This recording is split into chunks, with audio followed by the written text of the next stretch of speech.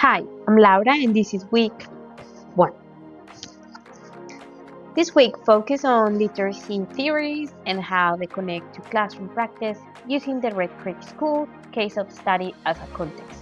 One key moment from the workshop that really stood out to me was the group discussion on social cultural theory of literacy. It helped me realize how deeply literacy is shaped by students' backgrounds, identities, and experiences. This was reinforced by the concepts of funds of knowledge, the idea that children bring rich cultural and social knowledge into the classroom. At the Red Creek School, this is clearly visible. The junior primary classroom includes multilingual science, and the teacher, Miss Becca, creates a language-rich environment that values the diverse backgrounds of her students, including Aboriginal children and recently arrived refugees from Afghanistan. The concept, uh, the concept I found most interesting was the balanced literacy approach.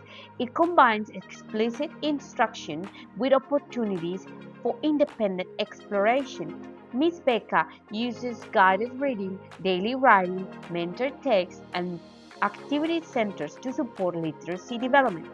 This aligns with both Cecily Flint and Fellows and Oakley's focus on catering to diverse learning needs through diverse strategies. If I were teaching at the Red Creek School, I would build on this week's content by continuing to use mentor text that reflects the students' cultures and experiences. I will also ensure that literacy tasks are meaningful and connected to the life, like using environment prints from the community garden or creating text about the families and farms. I will apply the emerging literacy perspective by encouraging play-based learning and oral storytelling, especially for reception students who are just beginning to read and write. This week helped me to see how theory and practice come together in real classrooms. Red Creek School is a great example for how inclusive, responsive teaching can support literacy development for all learners. Now we're going to talk about week 2. This week focus on language experiences and how oral language forms the foundation of literacy development. A key moment in the workshop was the Creek character storytelling activity. Creating a character and imagining the actions around the creek helped me understand how language experience can be used to build oral language and narrative skills. This activity connected directly to me to the functional grammar approach from Derenka and Jones, where we explore how language works in context, identifying participants, processes, and circumstances in clauses. At the Red Creek School, the creek is a real part of the environment. Although children can play in it, they can observe it and they can talk about it. This makes a perfect resource for language experience activities that connect learning to the live world. The concept I found most interesting was the oracy as the foundation for reading and writing. As discussed in Silly Flint, the idea that oral language development is central to literacy really resonated with me. In the Red Creek classroom, Miss Becca uses daily read out louds, shared discussions, and storytelling, all of which supports oral language development. This also aligns with Fellows and Oakley's emphasis on understanding oral language as a social and cognitive tool. The classroom language rich environment with multilingual signs and opportunities to talk supports diverse learners, including the EALD and Aboriginal students. If I were teaching at the Red Creek School, I would use the creek as the stimulus for oral storytelling and imaginative writing.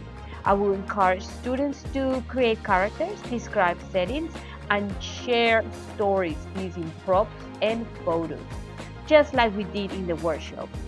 This will support oral language development and help students build vocabulary and sentence structure in meaningful ways.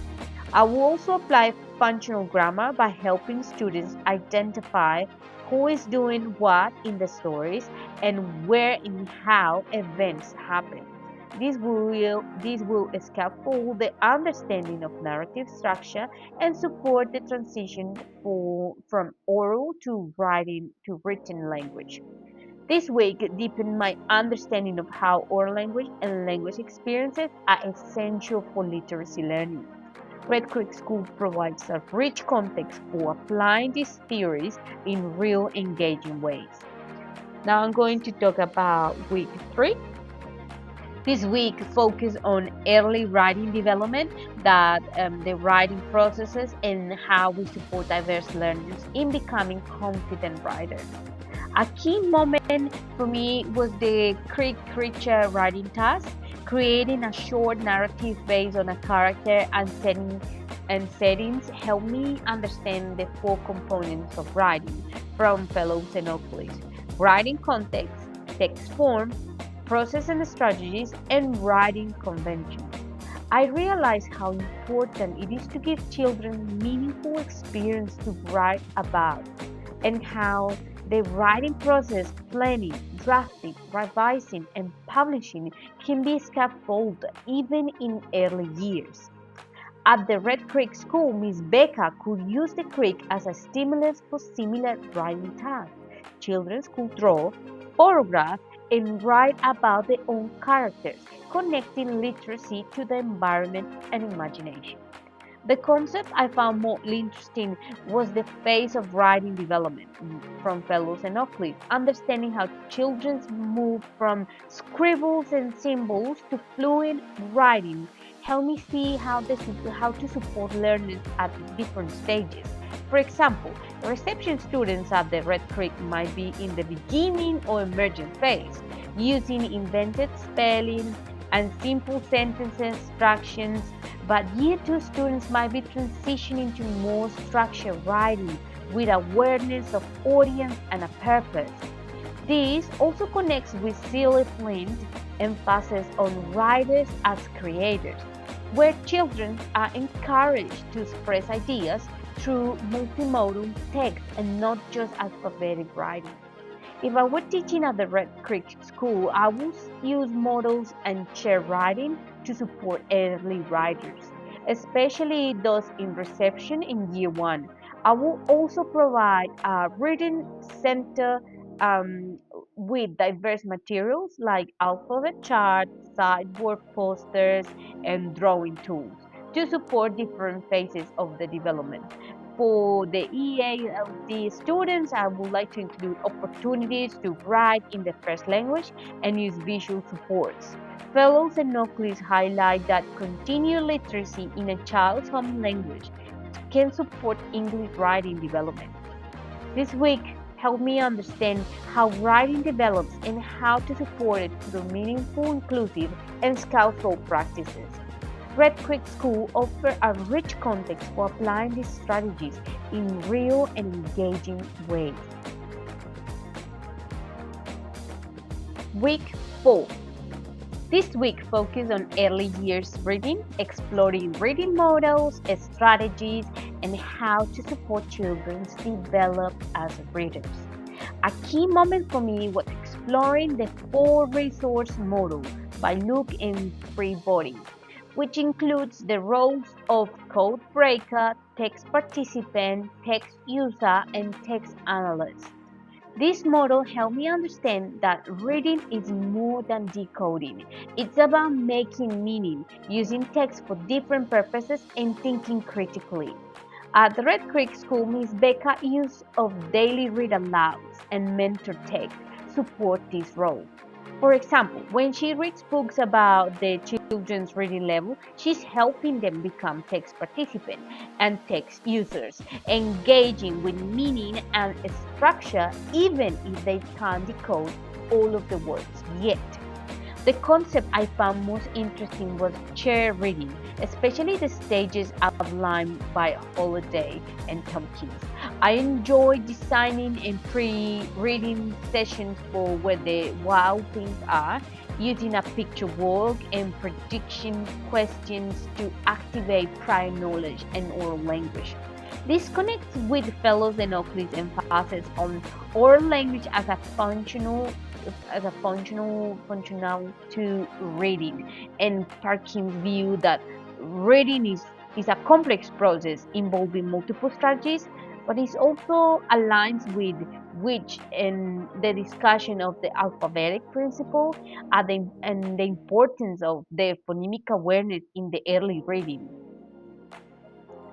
If I were teaching at the Red Creek School, I would use chair reading to support diverse learners, especially those in reception in U1. I would choose cultural relevant texts and use multimodal resources to engage with the ELD and Aboriginal students. And I will also try to incorporate guided reading to differentiate instructions based on assessment, and as shown in the workshop video.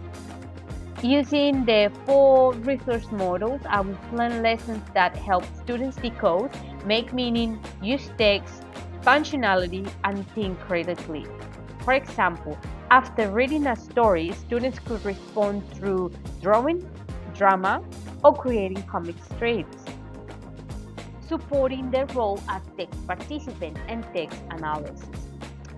This week deepened my understanding of how to support children's reading develops through meaningful, multimodal, and inclusive strategies.